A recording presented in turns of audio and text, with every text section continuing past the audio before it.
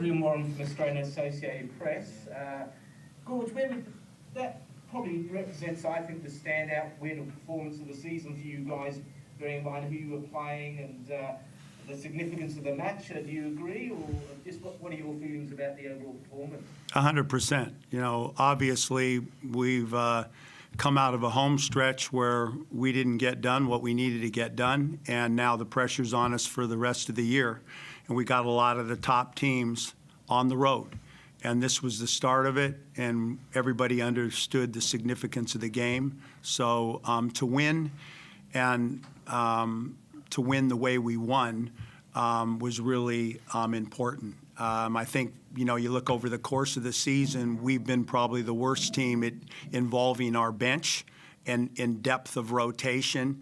And tonight, we were in a hole, we were stuck, and I think over the last 4 or 5 games, we've started to get, and I've mentioned, more contribution from our bench. And tonight, really, both times we were down 13 or 12, I rolled deep into the bench, and I took them out to rest them. They carried us, they got us back into the game, and they were hugely significant in the win. No question, and particularly, I guess that run you had just before the end of the third quarter, it was a case of really good D generating opportunities and offense, and then being able to carry that momentum into the last quarter? 100%. You know, again, I mean, it's just we talked about a huge person to get involved in the game is Cleveland, AC, and how does he get involved in the game? He gets involved in the game in the open court. And he got involved that to get the open court, you got to get stops. And through most of the season, we've been one of the worst defensive teams in the competition, so it's closed that side of our game down.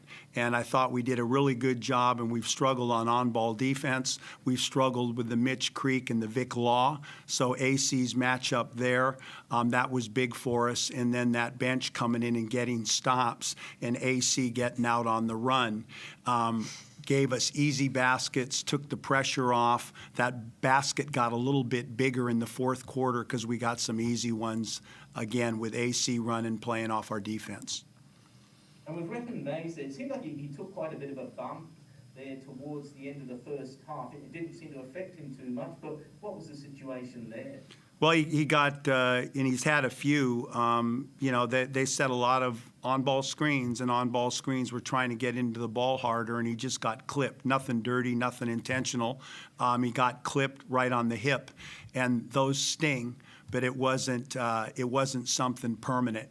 And again, that piece, you go back to last year when Tyler was getting mauled like he was tonight, and again, I say mauled in a respect on how the opposition defended him and closed him down and kept him from getting the ball.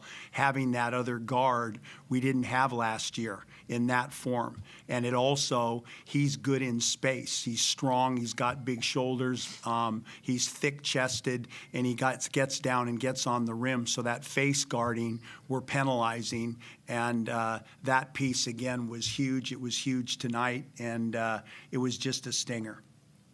And last one for me, obviously Harvey and Jessup both struggled in the first half.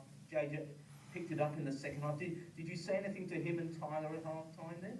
Absolutely zero. Just, I mean, you look at this competition, the lock-in on those two opened up the door for the others. And again, Harry, Isaac, AC, Xavier, you want to play that way, we've got some penalties, due-op. So when it mattered, again, they were huge. Tyler made, you know, good decisions down the stretch. We had 2 guys that carried the ball, and then when we have nothing and we need a guy to make a play, and it's a 5-6 point lead, again, Jessup was great for us. So I just think he's a different player all the way around than he was last year. When he got closed down, he didn't really have an effect on the game. Where they crawl into him now, he's still very effective, and eventually he breaks through free. And again, in that fourth quarter, he hit big ones for us. Thank you. Thank you. Chris, you're up. And just to you, Harry, were your thoughts of that game, and how big of a result is it? Because you were playing a team in the top four, you were down 10 early in the third quarter, but then probably delivered your best 15 minutes of basketball for the season, just about.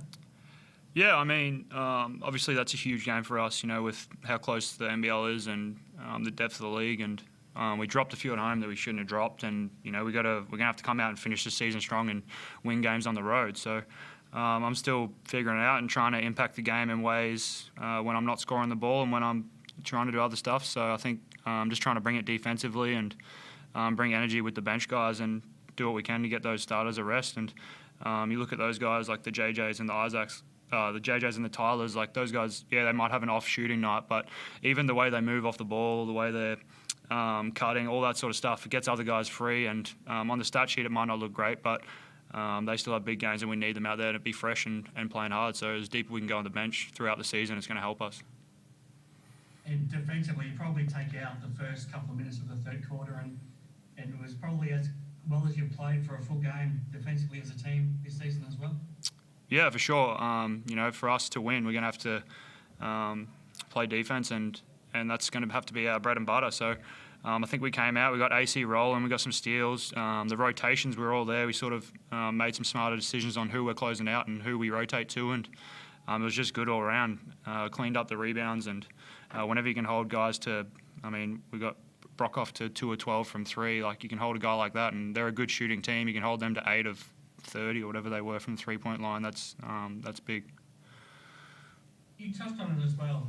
You found a way to impact the game without necessarily doing it with points as well. And I think the team was plus 24 with you on the floor. That's a great sign that you're probably a more well-rounded player right now as well, and not just a big guy that can score.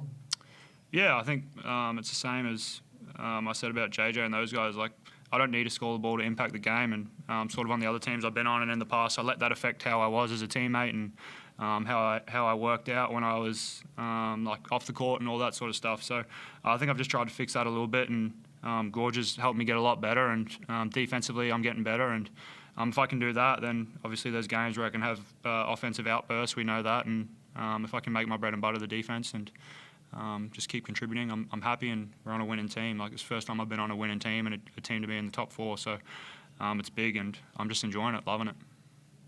And Gorge, do you feel like you're now starting to figure things out defensively? Is this team finding what it needs to do defensively to get the job done? We're getting better, and I put a lot of this. I said a lot of this. You always talk about the teams and the coaches coming in here and the players and what we're not doing and we're not getting done. And I definitely, coming into this year, we got a lot of new pieces. It's a different team, a different style of defense than I'm used to, and different than we played with the national team, different than I played last year. But that's part of a coach's job. This is what you have. How do you make it most effective? And the way we're playing also restricted my substitution pattern. So it's taken me a while to figure this out. So there's a lot of the slow start, the bad defense, the rotations. A lot of it, I look at myself now, and as it's gone on, and kick myself in the ass a bit on the mistakes made. But again, the chemistry, and a lot's been talked about that. That's what you're trying to build over a 2-year period. And when it is funky, and when you make mistakes, and when a coach makes mistakes, I had their total support, and they always committed to what I asked for, and in turn with each other. And I think that's the start of, it's not about making the playoffs this year. It's not about what we did last year. It's about the build to become a franchise like Perth, like United. And it's a hard grind. And we're right now, from a coaching standpoint, from a playing standpoint, we're in the crossroads of, can we follow up and have another season? And so, again, I put a lot of that. They're with me. They're doing what I ask. And the stuff, we are getting better defensively. We've changed some of the schemes. And, again, a lot of the issues were mine. Thanks, guys. Thanks. Any last questions? Thank you. Thanks, guys.